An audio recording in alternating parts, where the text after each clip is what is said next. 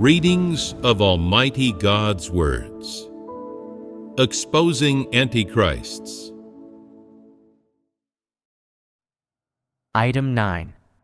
They do their duty, only to distinguish themselves and feed their own interests and ambitions. They never consider the interests of God's house, and they even sell out those interests, trading them for personal glory. Part 9. C. Why antichrists are unwilling to be service doers. Antichrists don't want to be service doers and are unwilling to be service doers. They think that by being service doers, they will suffer tremendous insult and discrimination. So, what exactly do they want to be? What's their objective when they start to believe in God and come to God's house? Are they willing to be one of God's people, God's followers? Are they willing to be a person who is perfected? Are they happy to be like Peter and Job and call it good? Does anyone say they're happy to be one of God's chosen people in their faith in God, that that's enough for them? Is anyone willing to be a toy in the hands of God? No. People are especially not willing to be this. When anyone comes to God's house, they come looking to gain benefits, blessings, rewards, and a crown. As they accept being exposed and judged by God's words, they come to know that by harboring such intentions in their faith in God, they will not be able to understand the truth, and will ultimately not be able to attain salvation. So, many people then choose to first let go of their desire for blessings and their desire for a crown and rewards, to let go of all these benefits and first listen to what God is saying, what His demands of man are, and what He has to say to man. Many people who listen to God's words feel a secret joy in their hearts, saying, God exposes our corruption, He exposes our ugly true colors, and He exposes our essence of opposing God and being averse to the truth. These are all facts. Fortunately for me, I didn't hasten to stretch out my hands to God, asking for good fortune, grace, and blessings. Fortunately, I let these things go first. If I hadn't let these things go, wouldn't I have made a fool of myself? Everything God says exposes man's nature and essence. So how could I cast off those things? God has said that people must first take up doing their duty and cooperate with the work within God's management plan. During this process, if people can embark upon the path of understanding and accepting the truth, then they will have hope of attaining salvation and can gain many benefits in the future. At this point, many people stop thinking about those things. Their wonderful wishes, their longing and hopes for the future don't seem so realistic anymore. They feel that, in this moment, how to do their duties well, how to satisfy God's intentions, and how to understand the truth and stand firm are more realistic, important, and crucial than those desires and ideals. Therefore, at this crucial juncture, most people choose to do their duty, experience God's work, gain the truth, dedicate their time and youth, and forsake their family, their job, and their worldly prospects for God and for the performance of their duty. And some people even leave their marriage for this. These kinds of manifestations, behaviors, and actions people have, are undoubtedly a kind of obedient and submissive attitude toward positive things and all the demands that God speaks of. And it is precisely this attitude that is a necessary condition people must possess. In order to be able to understand the truth, practice the truth, submit to God, and finally attain salvation. These are the various manifestations and thoughts every normal person has before they come to God's house to do their duty. From when these people first began to believe in God up until now, their thoughts and views are undergoing constant changes, and their attitude toward the truth and God are also undergoing constant transformation. At the same time as these previous desires and ambitions of man are undergoing constant destruction, they are gradually and actively letting go of these things and giving them up. This is the good fruit that is ultimately produced by people's wish to cooperate with and submit to God. It is a positive and good manifestation, and it is a good result. While people are making constant progress, those who genuinely pursue the truth have almost let go of their desire and intention to gain blessings. And so most people are basically not very sensitive to or interested in the various promises that God made to man before. This is because, when measured according to the reason of a normal person, if someone can't do their duty up to standard and fails to understand the truth, they will miss their chance to gain all the blessings promised by God and will have nothing to do with them. Everyone should understand this simplest of logic. Of course, there are now many people who already understand such a fact and also acknowledge and accept this fact. It is only the antichrists who don't accept it. Why don't they accept it? It's because they are antichrists. They don't accept this fact, and so what do they want to do? When they come to God's house, they scrutinize God's words and find in them various titles and statuses, such as God's person, firstborn sons, God's people, and service doers, and their eyes light up. Their desires and ambitions are quickly satisfied, and they think, being one of God's sons is too ordinary. Most people are God's sons. Being one of God's people means being a commoner, part of the masses, just a regular person with no power or influence. And don't even think about making me a service doer. I'll have nothing to do with being a service doer for as long as I live. It's totally unrelated to me. And so, they fix their gaze on the two titles of God's person and firstborn sons. In their notions, they believe that God's person is God Himself, that the firstborn sons are God's firstborn sons, and that these two bring power and influence and can reign as kings among mankind, control people, control God's chosen people, possess absolute power, and have the power to call the shots, the power to be a leader, and the power to orchestrate people and decide whether people live or die. They believe these powers to be so great. That's why it's impossible to get them to be service doers. If they were allowed to choose for themselves, they would choose to be firstborn sons or God's person. Otherwise, they would stop believing in God.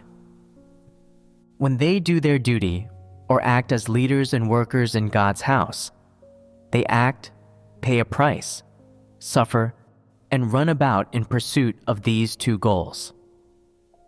During this time, They continually calculate how far they've gone while rushing about, how many people they've gained when spreading the gospel, how many people revere and look up to them, whether brothers and sisters dealing with problems go to others or come to them when they lead the church, and whether they can control and sway the thoughts and views of others.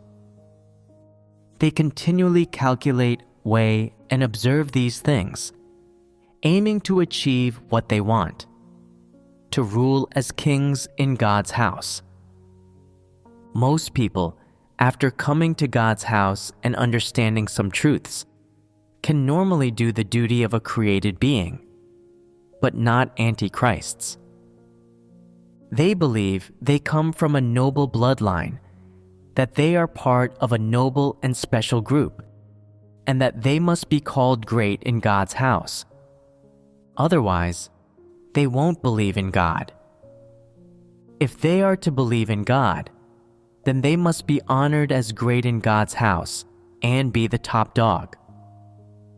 At the same time, they also calculate and work out how much credit they have in God's notebook, and whether they are sufficiently qualified to rule as kings alongside God.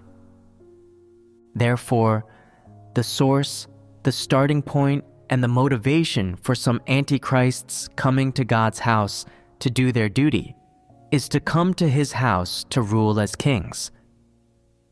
They certainly aren't willing to do their duty just to be ordinary and most insignificant followers. And the moment their ambition and desire is extinguished, they suddenly turn hostile and refuse to do their duty. There are some people in God's house now who have been doing their duty for several years, doing everything badly, and being eliminated wherever they do their duty. Because they have terrible humanity and low integrity, don't pursue the truth, and have a vicious and wicked disposition that is averse to the truth, they are ultimately rejected by brothers and sisters. As soon as they see that their desire for blessings is about to go up in smoke, and that their dream of ruling as a king and standing out in God's house can no longer be realized, how do they live in their private life? They don't read God's words, they don't listen to hymns, they don't attend gatherings. They ignore God's house when asked to do a duty. And brothers and sisters even need to call on them, invite them, and remind them when it's time to attend gatherings. Some of them reluctantly keep attending gatherings, but during the gatherings, they don't say a word. They don't fellowship, and they feel repulsed by everything the others say and don't want to hear it. When brothers and sisters pray, they close their eyes too, but they don't say anything. They have nothing to say to God.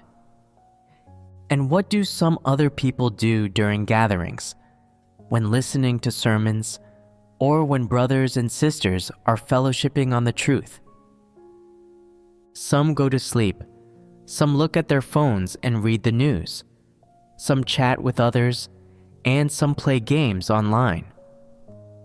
Believing in God, they think that in God's house, if they can't be well liked, can't be in good graces with others, have no supporters crowding around them, and can't be assigned important tasks, then they won't be able to rule as kings with God in the future, and therefore, God does not exist to them. Whether God exists, to them, is linked to whether or not they can receive blessings. Isn't this how antichrists behave? They believe that if a God cannot let them receive blessings, then he is not a God and he is without truth, and that only a God who can let them act wantonly, seize power in the church, and rule as kings in the future is a God. This is the logic of Satan. It is confusing right and wrong and distorting facts. As believers in God, the reason they can't follow God's footprints and are unwilling to do their duty is that they're averse to the truth, that in their hearts they revere only the philosophies of Satan, knowledge, fame, gain, and position. They deny that God is truth. They pay no attention to God's work. And that's why at gatherings, they look at their phones, play games, eat snacks, and chat casually. They do whatever they want and still feel pleased with themselves. The moment their hopes of being blessed are shattered, they find no meaning to faith in God anymore. And when they find no meaning to faith in God, they regard the church, the place where brothers and sisters gather together, as a playground.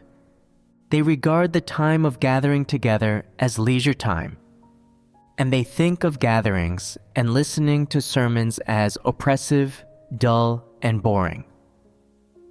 What do they regard the sermons that brothers and sisters listen to and the truth as? They regard them as slogans, as groundless nonsense, and they regard the time spent gathered together with brothers and sisters as time wasted. Have these people not been revealed? They bring their ambitions, their desires, and their illusions to their faith in God. And this is a signal that determines they will be unable to follow the path to the end, and that they're unworthy even of rendering service for God's work and God's management plan. They look with contempt upon those who listen to sermons and on brothers and sisters who pursue the truth. And even more so, they deny God's work, God's existence, and the existence of the fact of the work of God's management plan. When antichrists, those people who are averse to the truth, come to think that believing in God won't bring them any benefits, their demonic countenance is unmasked. Some female antichrists apply makeup at home until they look like ghosts. They wear whatever is trendy or attractive to the opposite sex, and some even sneak around playing mahjong, gambling, and smoking. These people are too dreadful and disgusting. They come to God's house with pretense, and what happens in the end? They can't maintain it, can they? Only the truth can reveal people.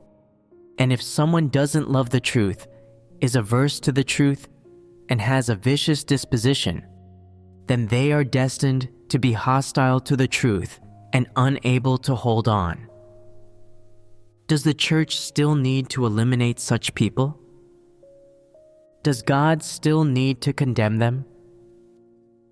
Does God still need to reject such a person? No. God pays no attention to them whatsoever. To God, these people are just bugs, unworthy even of being service doers. They are just not up to it. When they have such a contemptuous attitude toward gatherings, church life, and their duty, what does this prove? God does not watch over or protect them, nor does He lead them. He does not perform any work of enlightening, guiding, or disciplining them, and thus they live such undesirable and ugly lives. They themselves, however, think, I don't believe in God, I'm free. You folks who believe in God, you have to suffer and pay a price, forsake your families and careers, while I don't have to suffer anything. I can enjoy the leisure of being at home, revel in the pleasures of the flesh, and enjoy the delights of life. They believe they have gained happiness and freedom. Does God pay them any mind? No. Why not? To God, these people are bugs, not humans, and they are not worth His attention. If God pays them no mind, will He still save them? No, God won't save them. So, does what they do have anything to do with God? Does it bear any relation to the administrative decrees of God's house? No, it does not.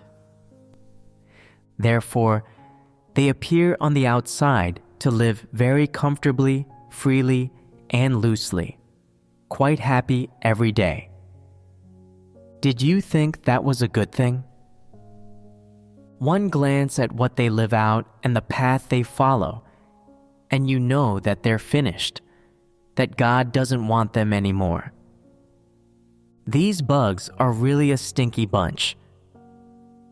God pays such people no mind whatsoever.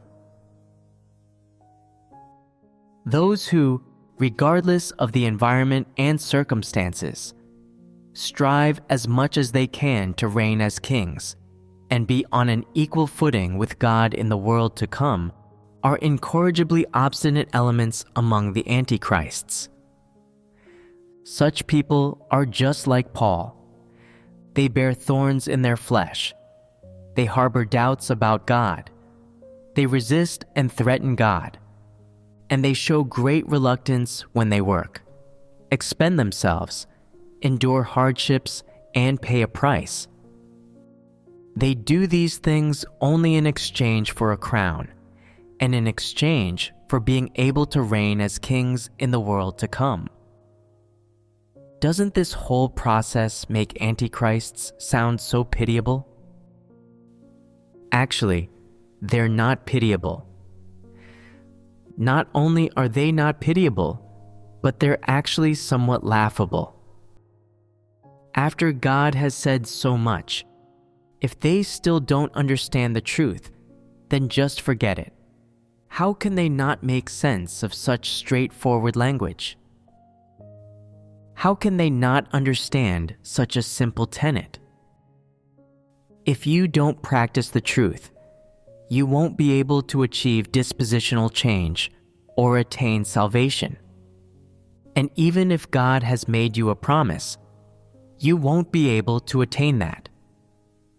Any promise God makes to man is conditional. He does not make promises to people without reason or conditions. God has His requirements of man, and these requirements never change at any time. God will not violate the truth, nor will He change His intentions. If you understood this point, would you still stubbornly cling to your desires and ambitions? Only idiots and irrational people would stubbornly cling to these things. Those who have some normal rationality and normal humanity should let go of these things and pursue that which they should pursue, attain, and enter into. They should first meet God's requirements. Second, what should people with normal rationality also understand? There are prophecies in the Bible that say we will reign as kings with God for all eternity.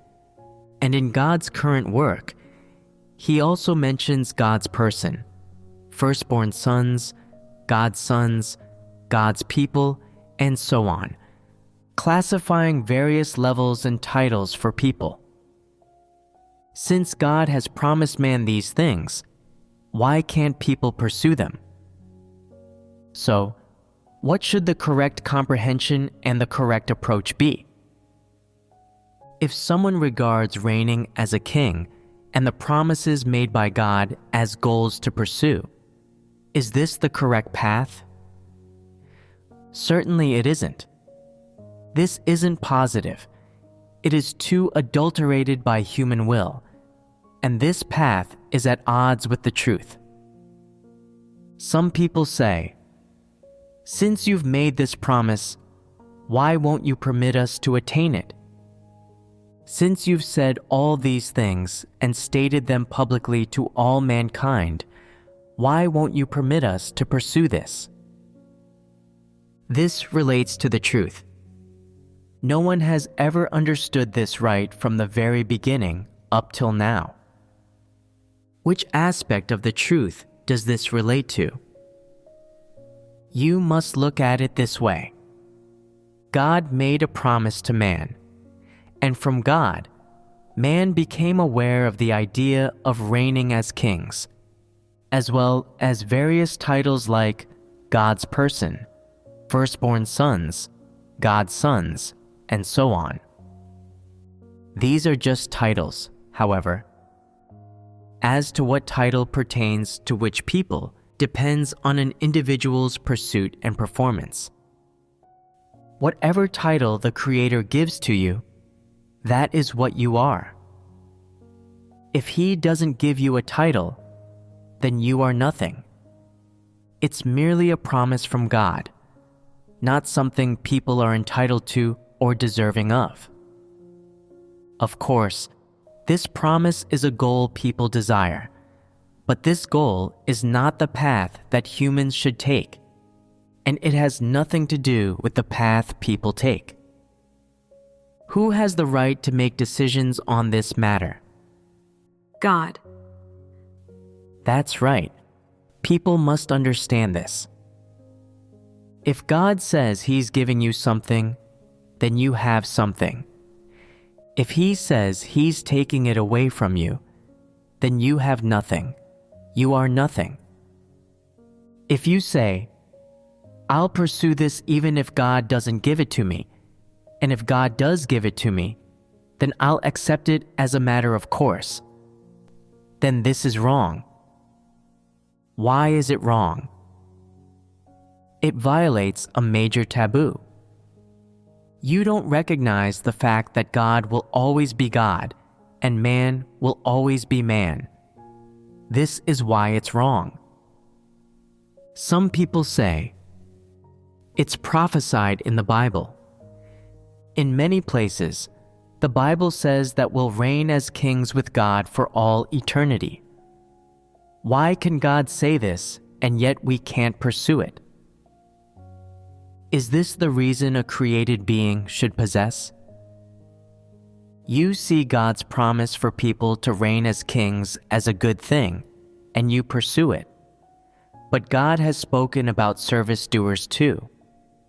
Would you pursue rendering service well for God? Would you seek to be a qualified service doer? God also requires people to do their duty. Would you require yourself to do your duty well? God also requires that people act as created beings. And what do? Do you regard being a qualified created being as your goal and go pursue it? God saying that people will reign as kings is a promise He made to man. And there is a premise and a context to this promise. You must be a good created being. Do the duty of a created being well. Cast off the role of service doer. Achieve submission to God and fear of the Creator. God has said that when you achieve all this, then you will be able to reign as kings with God forever. This is the context in which these words were spoken. People lack reason. As soon as they hear this, they think, it's great that we can reign as kings with God. When will this happen? How will we reign as kings? How will we be on an equal footing with God? Whose kings will we be? Who will we reign over? How will we reign? How will we be kings? Aren't people lacking in reason?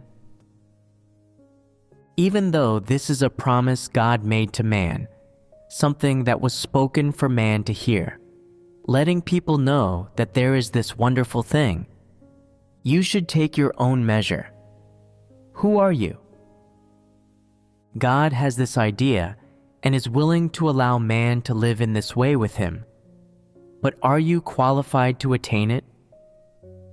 Why don't you ask God, before we attain this promise, what requirements do you have of us? Is there anything you need us to do? What must we first achieve before we can attain this promise? You don't ask these things, you just demand it. Isn't this lacking reason? Man lacks this kind of reason. When people see something beneficial, they reach out their hands and grasp for it. People are like bandits. If you don't give them what they want, they get angry, they turn hostile, and they start shouting abuse. Isn't this how people are? This is the lowliness of mankind. One reason why man lacks reason is that people still don't understand the truth. It has nothing to do with their corrupt dispositions. But when they aren't given what they want, they get angry, shout abuse, hate, and take revenge. What is this? This is the demonic countenance of Satan emerging. It is their satanic, corrupt dispositions. Therefore, as for the promise God made mankind, what every single person manifests before God doesn't satisfy God. People immediately reach out their hands, wanting without knowing their own measure, immediately demanding. And if they can't get what they demand, they ponder what they can use to exchange for it. They forsake their families and careers. They suffer and pay a price. They run about and expend themselves. They spread the gospel and gain more people. They work more, and they use these things to exchange for what they want. If they can't exchange these things for what they want, they become furious, hatred fills their hearts, and they grow averse to anything to do with faith in God. If they feel they can exchange these things for what they want, then every day they long for God's work to end soon, for God to quickly destroy Satan, to quickly end mankind, to quickly bring down the disasters. Otherwise, they feel they can't hold on. What does every single person reveal in the presence of the truth? They reveal such dispositions as being averse to the truth and viciousness. Looking at it now, people's arrogance, deceitfulness, and occasional intransigence can be considered mild and not very severe among all of mankind's corrupt dispositions.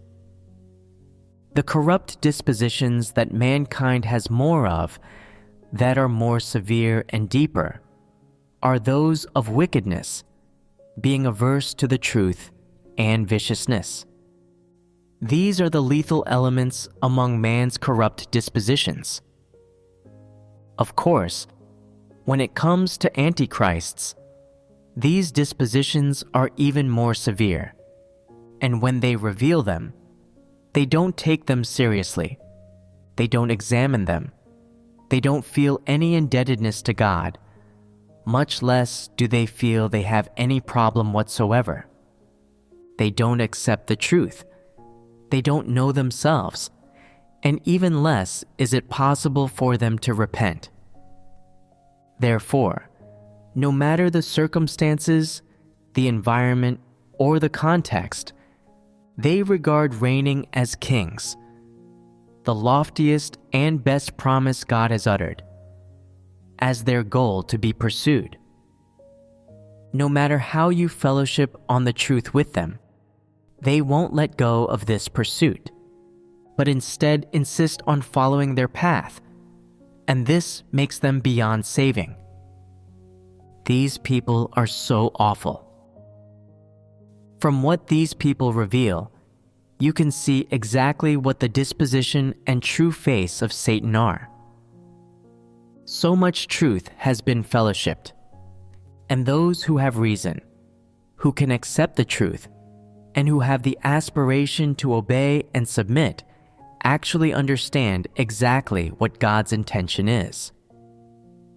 They no longer doggedly pursue position, prospects, and destiny, but are willing to repent under the exposure of these words of God, willing to let go of their desire for blessings, pursue the truth, seek to submit to God and satisfy God, and strive to attain salvation. Looking now at the inner desires of most people, the goals they pursue have undergone a fundamental change. They're willing to achieve adequate performance of their duty. They're willing to be genuine created beings, and they're willing to attain salvation. They don't do their duty to gain blessings, and they don't muddle through in God's house for the sake of gaining blessings.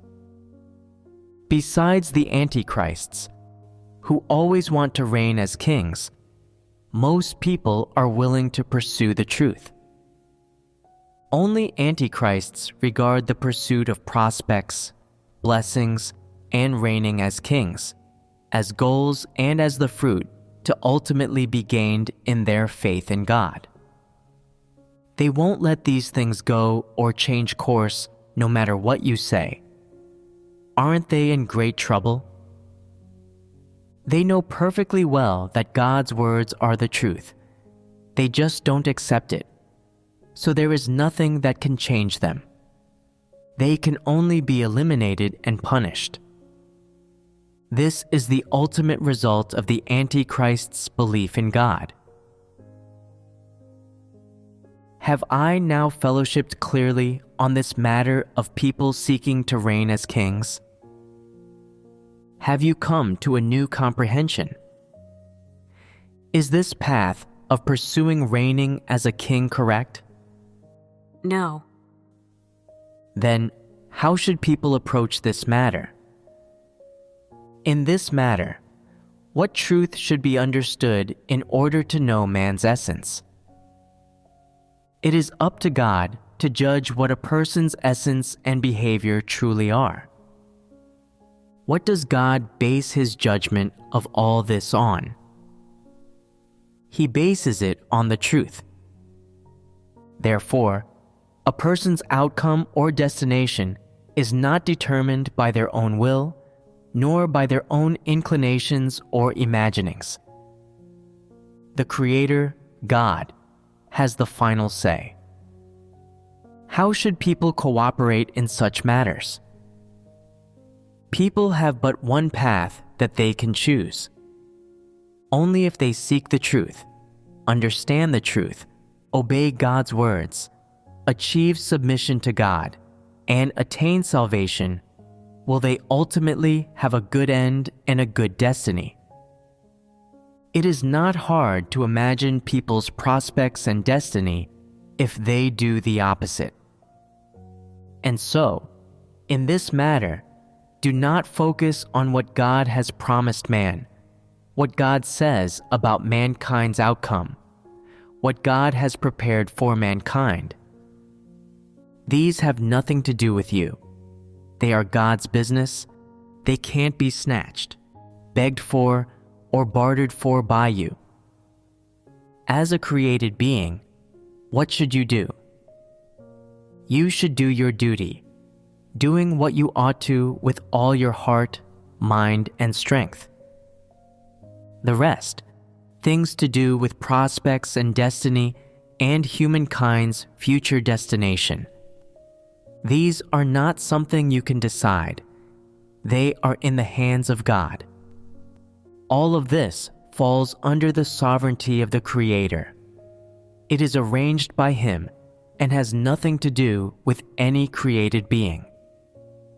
Some people say, "Why tell us this if it has nothing to do with us?" Though it has nothing to do with you, it does with God. only God knows these things. Only God can speak of them. And only God is entitled to promise these things to humankind. And if God knows them, should God not speak of them? It is a mistake to still pursue your prospects and destiny when you do not know what they are. God did not ask you to pursue this. He was just letting you know. If you mistakenly believe that this was God telling you to make it the goal of your pursuit, then you are utterly lacking in reason and do not possess the mind of normal humanity. It is enough to be aware of all that God promises. You must acknowledge one fact. No matter what kind of promise it is, be it good or ordinary, be it pleasing or uninteresting, all is encompassed within the sovereignty, arrangements, and determinations of the Creator. Only following and engaging in pursuit according to the correct direction and path indicated by the Creator is the duty and obligation of a created being. As for what you ultimately gain, and the share of which of God's promises you receive, this is all based on your pursuit, on the path that you take, and on the Creator's sovereignty. Are these words clear to you now? And will these words help you to satisfy your ambitions and desires? Or will they help you to follow the right path in life in pursuit of the truth? They'll help us to pursue the truth and follow the right path in life. For those who possess normal humanity and reason, who love positive things and the truth, not only are they not disappointed when they hear these words, but they can also be steadfastly faithful in their pursuit of the truth and acceptance of God's salvation. Those without normal rationality, however, those abnormal people who doggedly pursue blessings, fleshly interests, and the satisfaction of their ambitions and desires, may lose enthusiasm when they hear these words and lose interest in believing in God. Of course, there are also some people who don't know how to believe when they hear these words. Isn't it so important for people to understand the truth? Isn't the truth better able to lead people to follow the correct path and satisfy God? Only the truth can enable people to attain salvation. If you don't understand the truth, then on the road to salvation, you will often go astray, make mistakes, and suffer losses. And when you reach the end of the road in your faith, you will possess no truth reality whatsoever, and become a service doer through and through. If you play the role of a service doer all through your many years of believing in God, and aren't able to ultimately become a qualified created being, then that is a tragedy.